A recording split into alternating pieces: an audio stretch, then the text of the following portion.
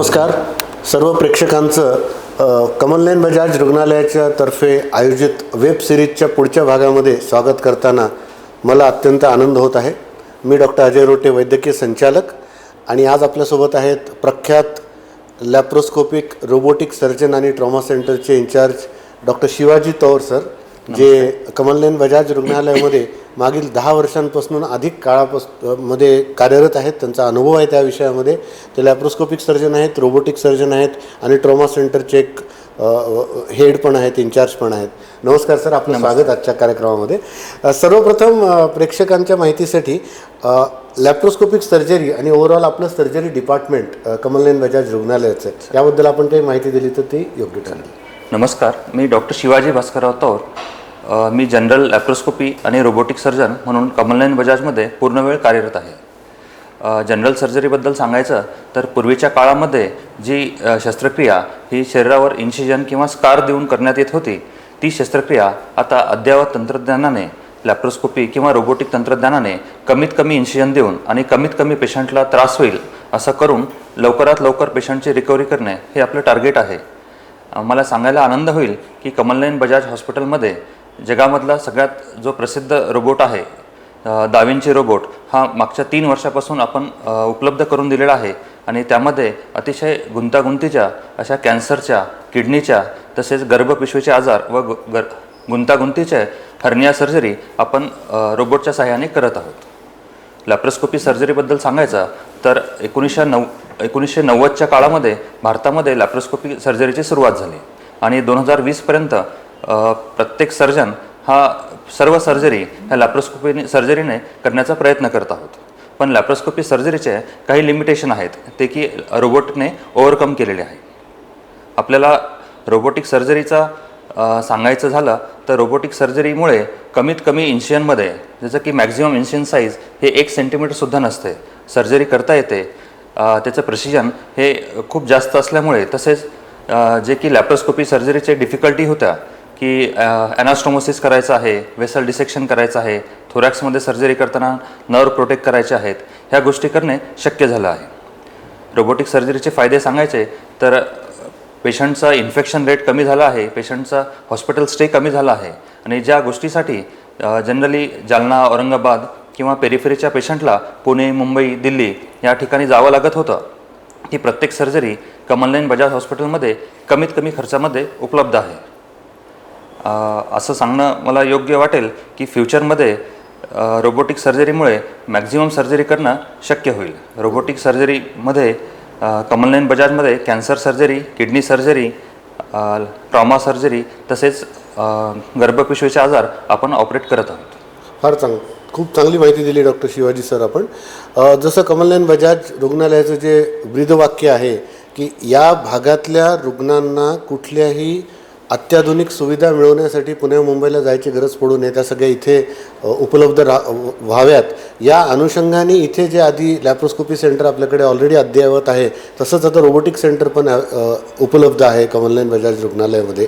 आणि डॉक्टर शिवाजी तौर आणि त्यांचे सहकारी रोबोटिक सर्जरीचा फार चांगला वापर करून घेत आहेत। या संदर्भात सर मला आणखीन एक 2 प्रश्न आपल्याला विचारायचे आहेत। लोकांच्या मनात कायम शंका असतात की रोबोटिक सर्जरीचे जसे तुम्ही फायदे सांगितले, त्याच्या व्यतिरिक्त कुठल्या प्रकारच्या सर्जरीज, या कुठल्या प्रकारच्या शस्त्रक्रिया या रोबोटच्या सहाय्याने आपल्याला करता येतात, हा पहिला प्रश्न। आणि त्याला अनुषंगाने दुसरा प्रश्न असा आहे की लोकांना असं वाटतं की रोबोटिक सर्जरी म्हणजे सगळे पूर्ण शस्त्रक्रिया ही रोबोटच करतो किंवा यंत्रमानवच करतो, तर तसं आहे का? नाही, रोबोटिक सर्जरी म्हणजे रोबोटच सर्जरी करतो हे जनमानसामध्ये जे एक मनामध्ये आहे ते थोडंसं चुकीचं आहे।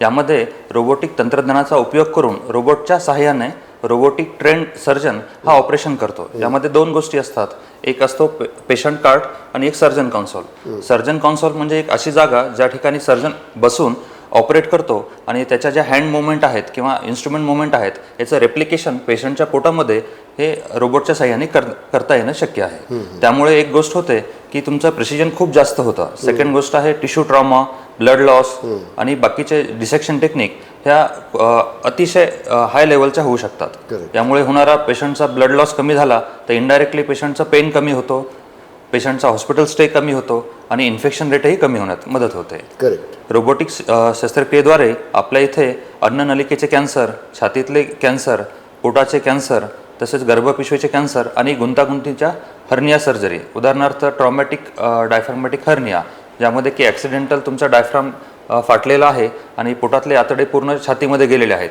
ही सर्जरी लॅप्रोस्कोपी करणे डिफिकल्ट आहे. दुसरी गोष्ट आहे की प्रत्येक ठिकाणी ॲसेस करणं, म्हणजे मी रोबोटच्या सहाय्याने ॲबडॉमेन तसेच थोरॅक्सचा अप्रोच एकाच ठिकाणी करू शकतो. ही गोष्ट लॅप्रोस्कोपीने करणे शक्य नाही.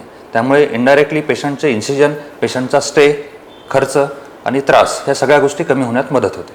फारच चांगली माहिती दिली आपण. आणि याच्यातनं एक जो गैरसमज आहे जनमानसामध्ये की रोबोटिक म्हणजे यंत्रमानवाच्या हातात एकदा सर्जरी दिली तर सगळं नियंत्रण त्याच्याकडे असतं का, तर तसं नाही आहे. ते रोबोटिक असिस्टेड सर्जरी असते आणि जो नियंत्रण करणारा जो व्यक्ती आहे तो सर्जन स्वतः असतो. त्याच्यामुळे मानवी शरीराला जे लिमिटेशन्स आहेत ऑपरेशन करताना, जसं आपल्या रिस्टच्या मुवमेंट आहेत त्या 360 डिग्री होऊ शकत नाहीत, ते त्या रोबोटिकच्या सहाय्यानं आपण करून योग्य प्रकारे जसं सरांनी करेक्ट सांगितलं, प्रिसिजन आणि कमीत कमी रक्तस्राव होऊन रोबोटिक सर्जरी करता येते, ज्याच्यामुळे रुग्णाचा फायदा होतो आणि हॉस्पिटलमध्ये राहण्याचा कालावधीसुद्धा कमी होऊ शकतो. याच्या संदर्भात मला आपल्याला आणखीन एक विचारायचं आहे सर, की आपण ट्रोमा सेंटरचे पण इन्चार्ज आहात तिथल्या. तर कमलनयन बजाज रुग्णालयामध्ये बाकी जशा सगळ्या अद्ययावत सुविधा उपलब्ध आहेत, तर ट्रोमा सेंटरबद्दल काय माहिती द्याल? सर, पहिल्यांदा रोबोटबद्दल आणखी एक वाक्य मला सांगण्यात आनंद होतोय की मागच्या काही सर्जरीमध्ये, माझा रोबोटिक सर्जरीमध्ये पेशंटमधला ब्लड लॉस हा 1 ml सुद्धा नव्हता, ज्यामुळे की 12 तासामध्ये मला पेशंट डिस्चार्ज करणं शक्य झालं आहे.